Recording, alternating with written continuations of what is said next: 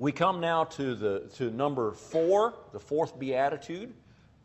Where are we at on our reading? Who did my last reading? Ethan's turn. Read me chapter 5, verse 6.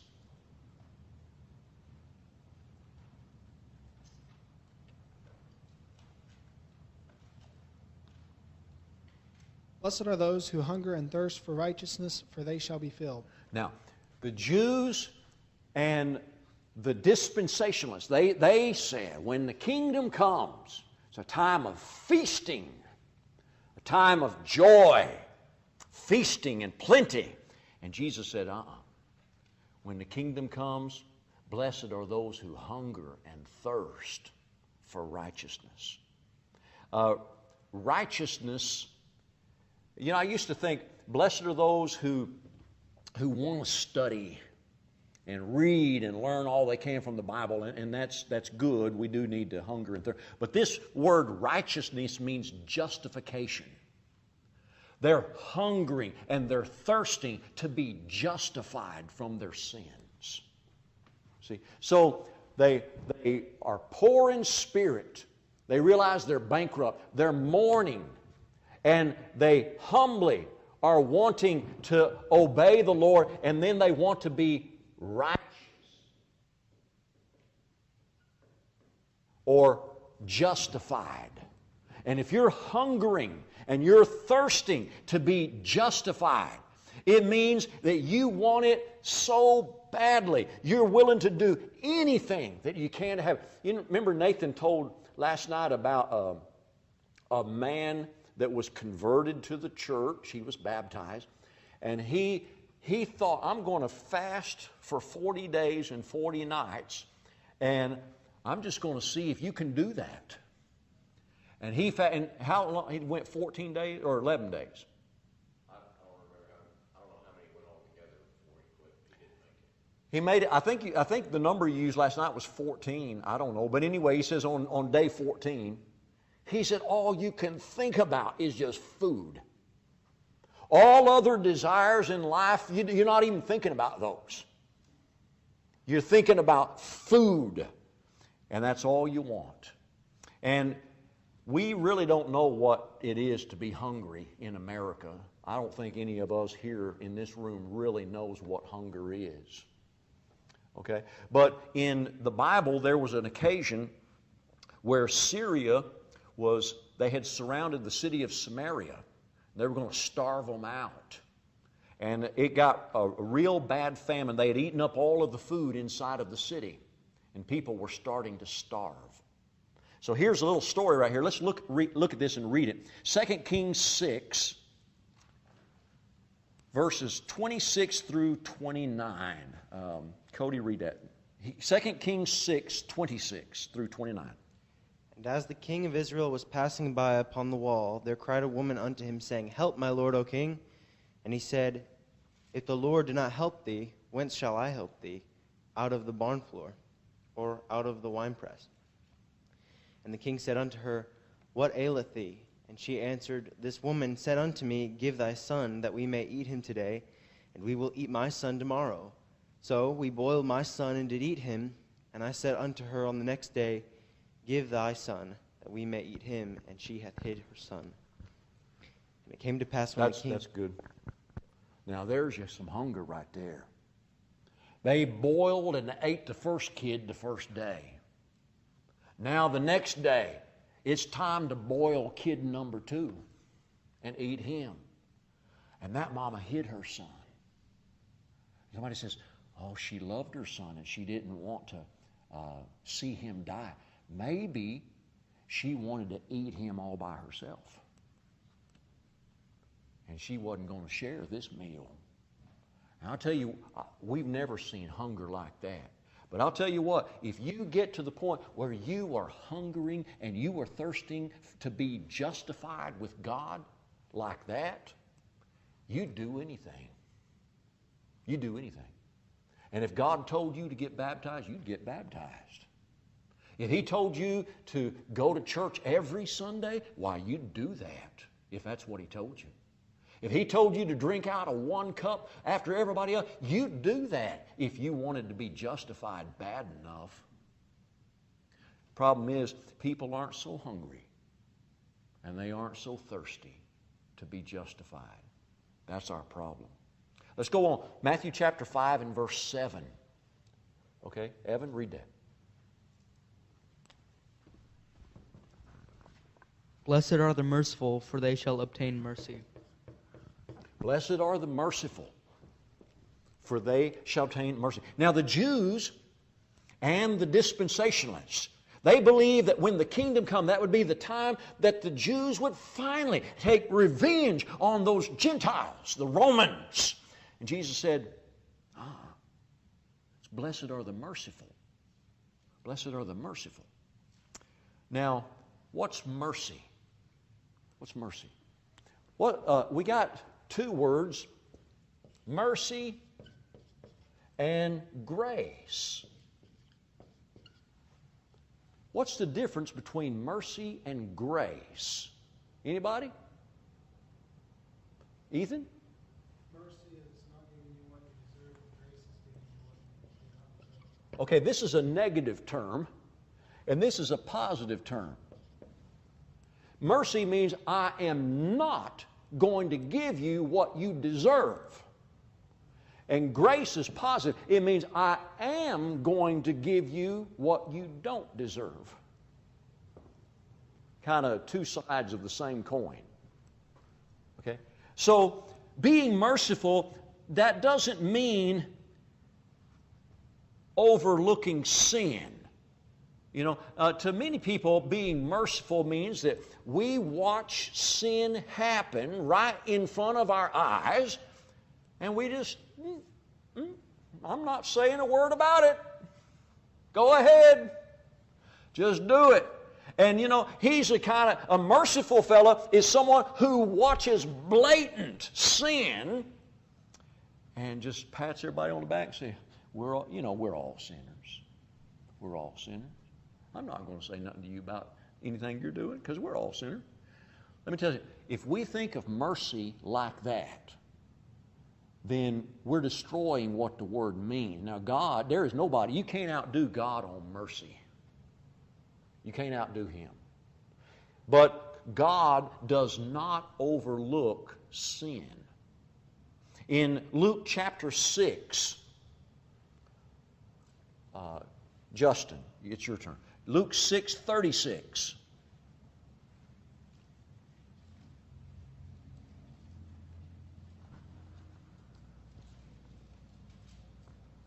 Therefore, be merciful, just as your Father also is merciful.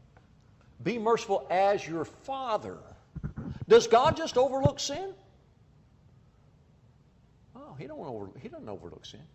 He's merciful, but He doesn't just overlook sin.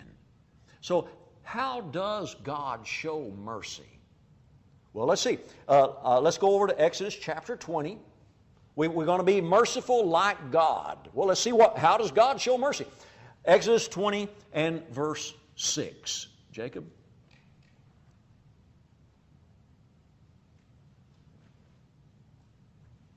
But showing mercy to thousands of those who love me and keep my commandments. Mercy to those who love Him and keep His commandments. Proverbs 28. Josiah, Proverbs 28:13.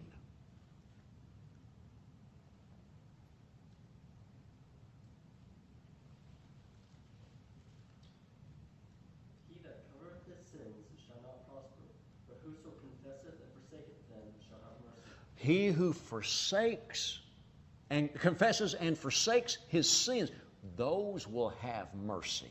You see? So, God doesn't show mercy to people who blatantly break His law and continue to keep on doing it, have no intentions of stopping. He doesn't show mercy to them in the end. He may show mercy in the fact that He lets them keep living and gives them time to repent. But He doesn't forgive them. He doesn't overlook it. Okay? And His patience runs out. And He saves only those who confess and forsake their sins. So, one day, our patience will run out, as well, but we're going to be merciful like God, and as long as God's allowing them to keep on living, we're going to let them keep. We're not going to go on a crusade and start killing folks. But the ones that receive mercy from God are those who obey and confess and forsake their sins. They shall have mercy. They're the ones that are going to make it into the eternal phase of the kingdom. James chapter 2, verse 13. Nathan?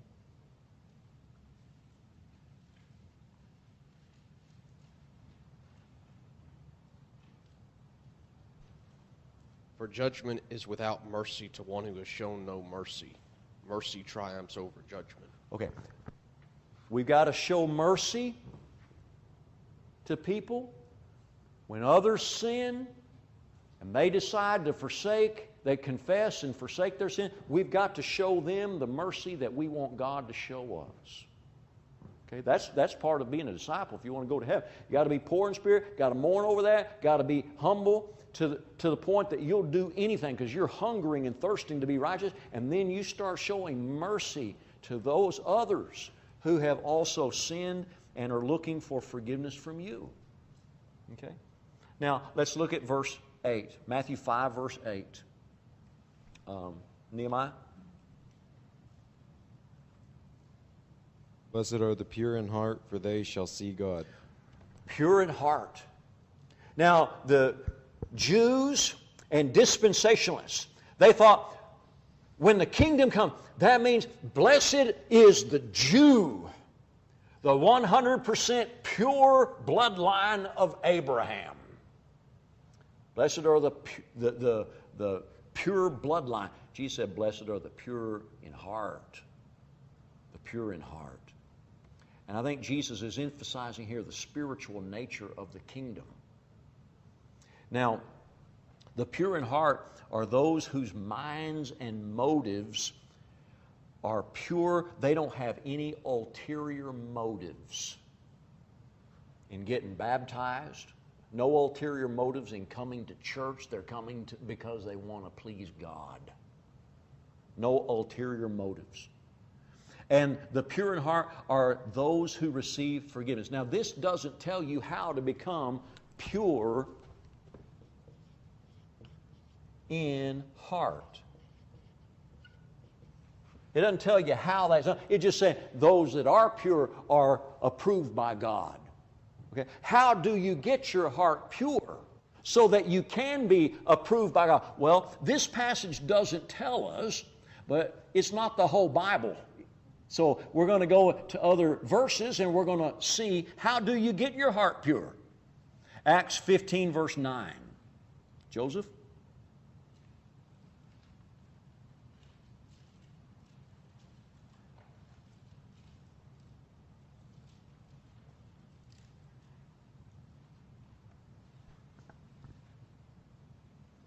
And made no distinction between us and them, purifying their hearts by faith.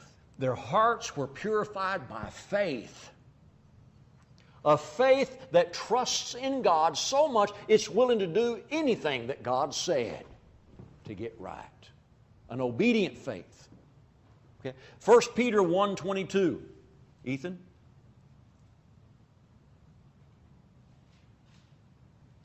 First Peter 1:22.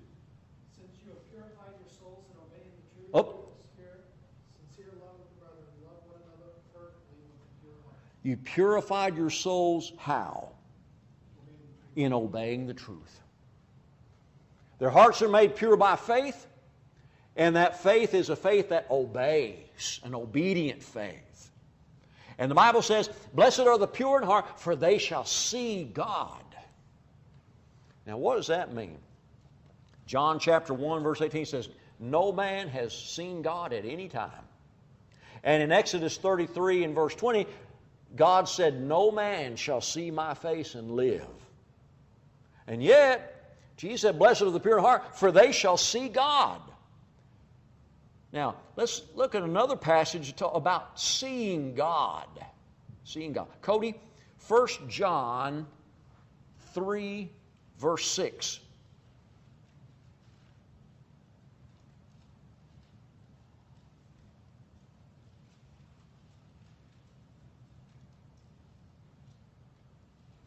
Whosoever abideth in him sinneth not. Whosoever sinneth hath not seen him, neither knoweth him. Now, this is actually continuous action here. The verb is a present tense verb. And literally what this is saying is, whoever abideth in him doth not keep on sinning. If you abide in Christ, you do not keep on sinning. But whoever keeps on sinning has never seen God. That kind of implies if you stop sinning, you do see God. How do you see God? When Jesus said, no man has ever seen God, and you can't see God's face and live. But here it says, whoever keeps on sinning has never seen him or known him. Let's look at another one. In 3 John, verse 11. Evan? 3 John 11.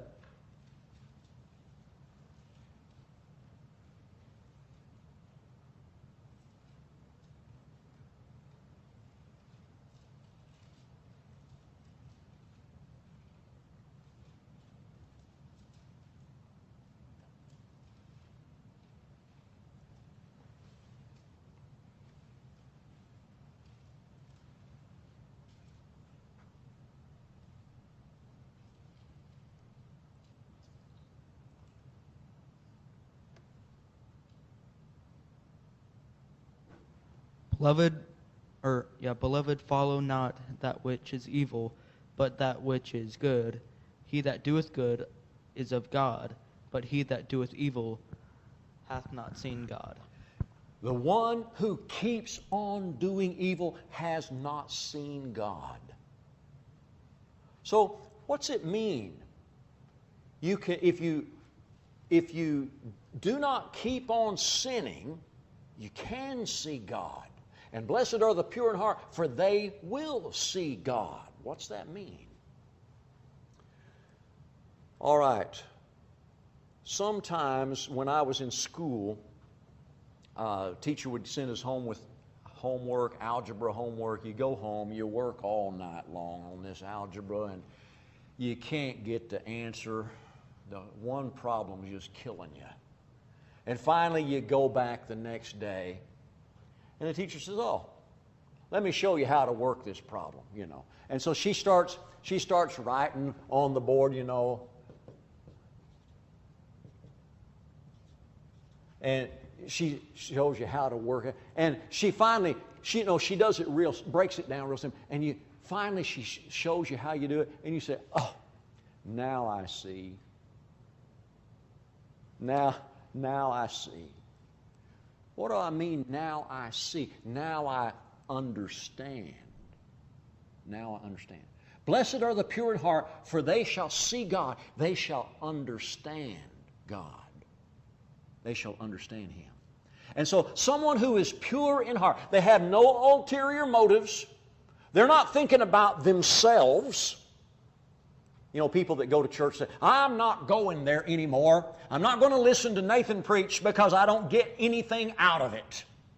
Well, it sounds like they're kind of going for them, what they can get out of it. I thought worship was us coming and God was the center of the worship, not Nathan or anybody else. God-centered worship. He's the center. And so those who are pure in heart, they got no ulterior motives, those are the ones that understand God. And you don't hear people that are pure in heart saying that, if there was a God, why did He let my little baby die? If there is a God, why does He let there be wars? If there is a God, why does He let suffering and injustice go on in the world? Those people that ask those kind of questions, you start asking, are they pure in heart? Blessed are the pure in heart. Approved by God are the pure in heart, for they shall see Him, they shall understand Him. Okay? Now let's read Matthew 5 and verse 9. Matthew 5, verse 9. Whose turn? Is it Justin's turn?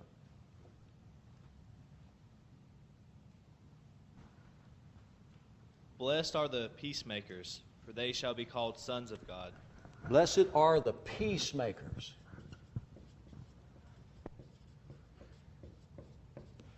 Peacemakers. What's funny? Oh. All right. The Jewish nation and the dispensationalists, they thought to themselves, when the kingdom comes, it'll be a time of worldwide peace because we're going to conquer all of them and we're going to reign over everybody with an ironclad fist. Jesus said, blessed are the peacemakers. They'll be called the sons of God.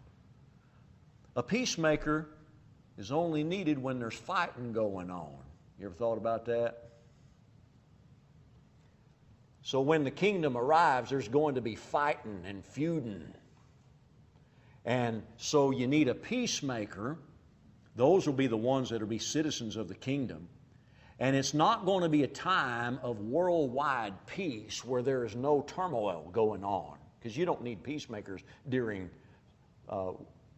worldwide peace. You need peacemaker when there's war going on. Okay? Now, John 18:36. Jacob? John 18:36.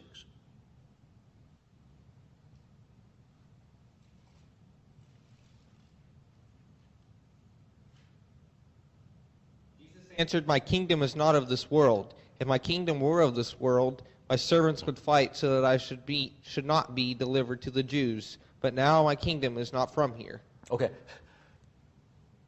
The Lord's kingdom is not of the world.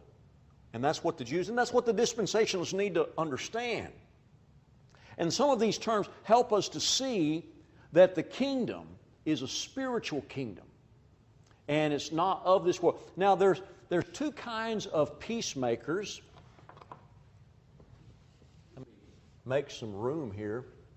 There is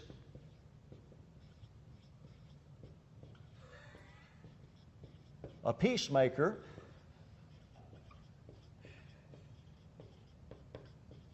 and there is a peacemaker. And there are some people, wherever they go, the congregation has peace. Because they have shattered the congregation. They have torn it to shreds. And everybody's going different ways. And it's like an atomic bomb blew up right there. And they're peacemakers. But Jesus said the ones that are blessed by God, the ones that are approved by God, the ones that will be called sons of God, are the ones who bring peace among those fighting and warring. Now, to be peacemakers, the kind of peacemaker the Lord wants us to be this kind of a peacemaker. Okay, I've got to, number one, change. I've got to have a new view of myself.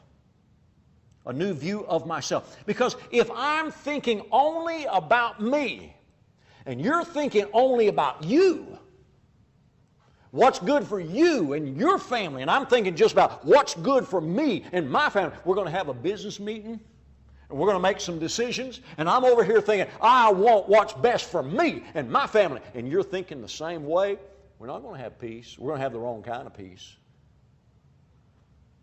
Got to have a different kind of attitude about ourselves. 1 Corinthians 10:24. Josiah? 1 Corinthians 10:24.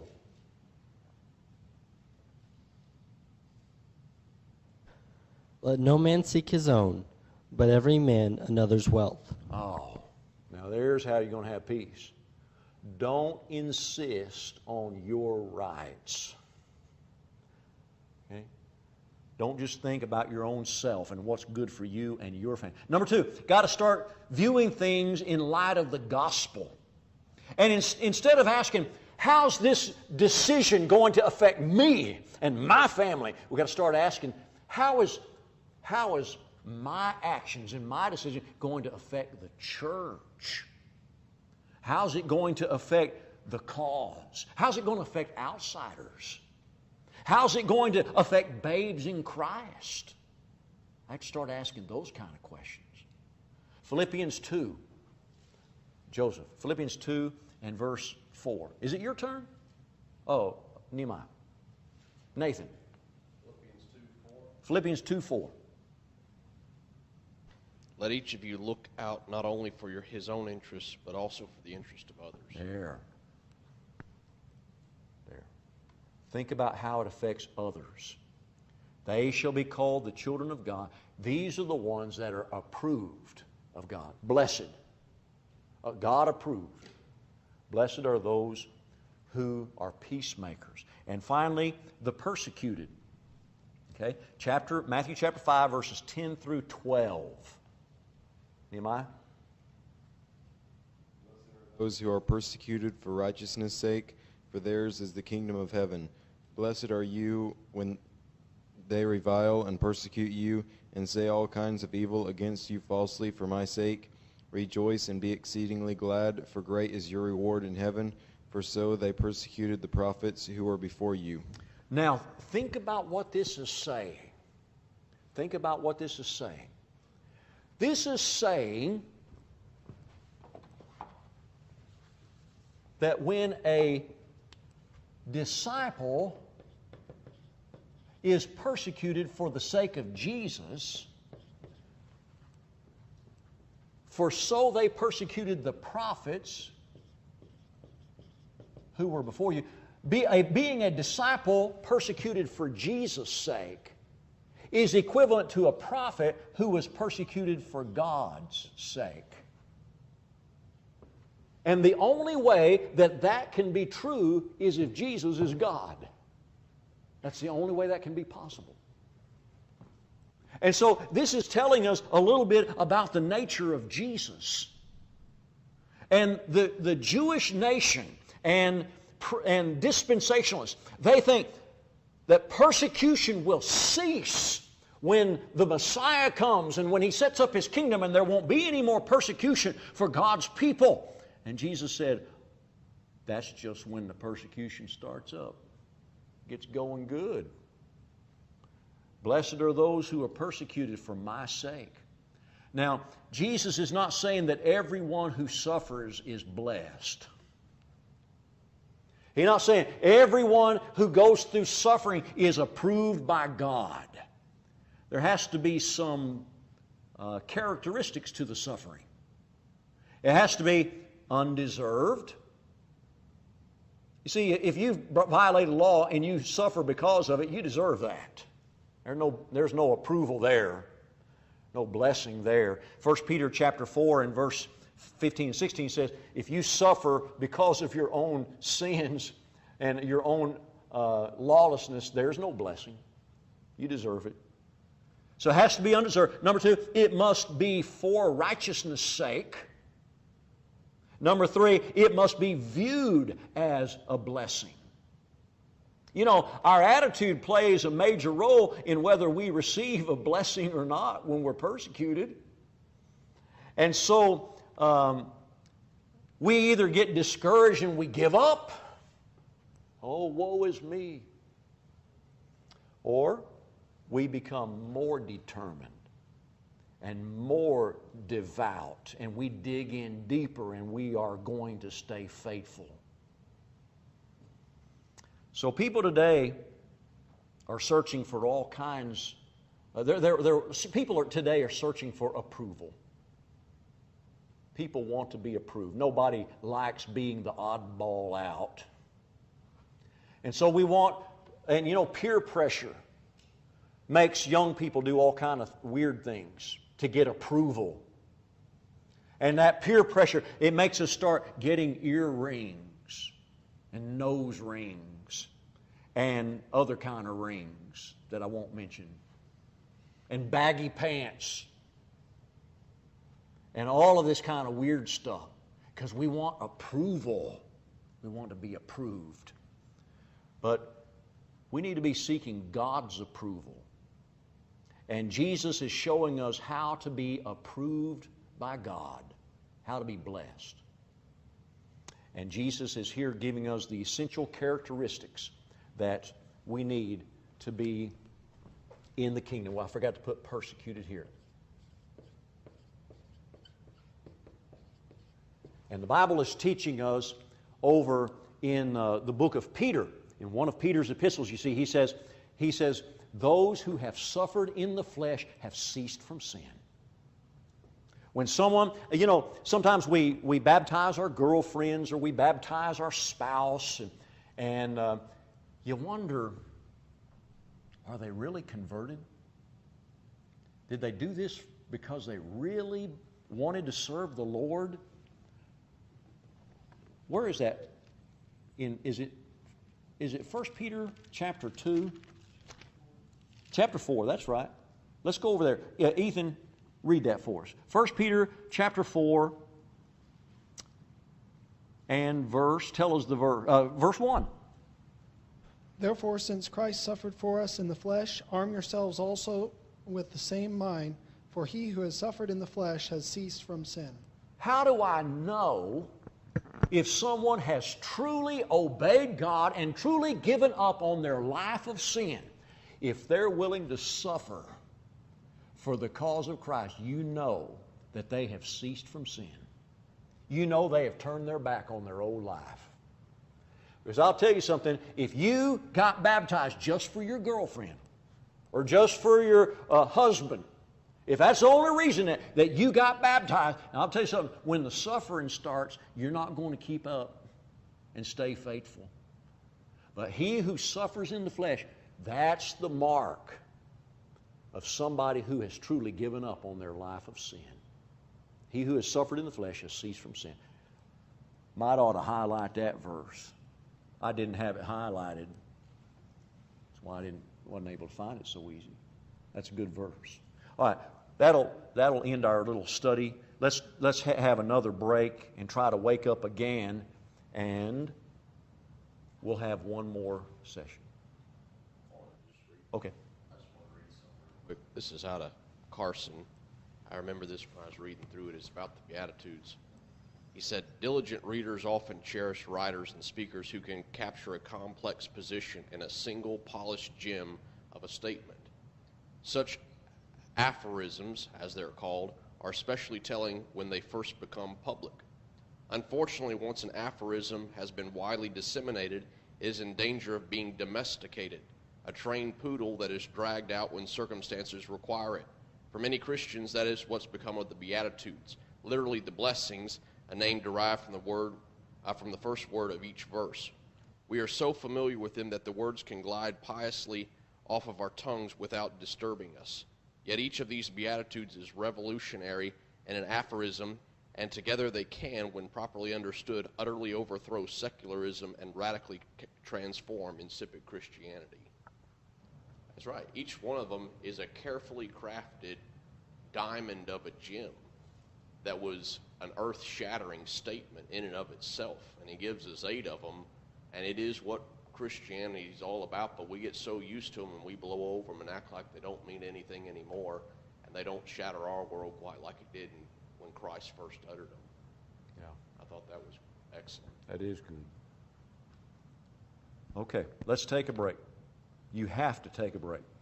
You have to get up.